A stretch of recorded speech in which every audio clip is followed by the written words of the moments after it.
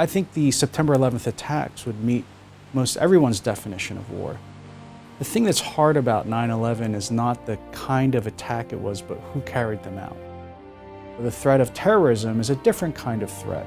A small group of people can launch attacks within the United States in ways that we couldn't detect or stop. The difficulty is that terrorism, because it's not a state, the enemy doesn't wear uniforms. They don't have cities, population, territory to defend. They seem to look more like criminal gangs sometimes than an enemy's armed forces. The framers would have known that you could have wars between nation states, but that you could also have wars with non-state actors. In our day, it's terrorist groups like Al-Qaeda and ISIS.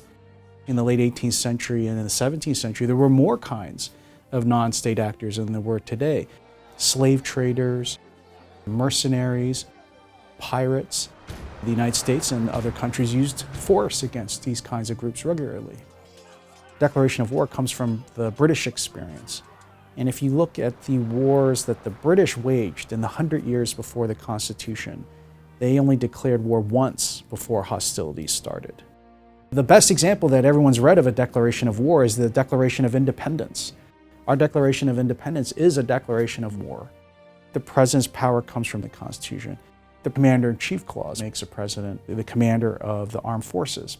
Several other parts in the Constitution talk about engage in war or levy war or engage in hostilities or attacks. And only in that one clause does the Constitution use the phrase declare war. So I would think if the Constitution and its framers meant declare war, meant start war, it would have used that phrase consistently throughout, but it doesn't. Congress declares war quite infrequently. Congress has only declared war 5 times, and the last time was in World War II. But the United States has used military force abroad more than 100 times in our history. Sometimes Congress passes a statute that authorizes the president to use force. Now, those aren't declarations of war specifically under the Constitution. Declaration of war is more important in my mind for legal purposes rather than to start hostilities. I think a declaration of war is a changing of the legal status between the United States and its citizens and another country and their citizens. The framers spoke about perfect versus imperfect war. An imperfect war would be things that were short of a declaration.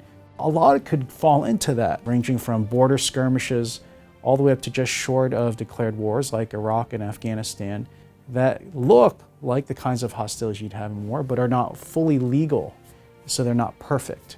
The declaration of war actually was a way to perfect hostilities into a full-blown war, where you're really breaking off all relations with another country. If you think about the kind of challenges a country faces, war is going to be the one that has the most unforeseen circumstance, the one that arises without predictability. So it would make sense to vest the power to respond to those in the executive branch. And that's why the framers, when they discussed the presidency, they concentrated the executive power in one person. Once a war starts, then I think the president's power to decide when to fight, where to fight, how to fight, become paramount, and Congress's influence starts to fall. I don't think that Congress can give direction. That's what the president's commander-in-chief power means.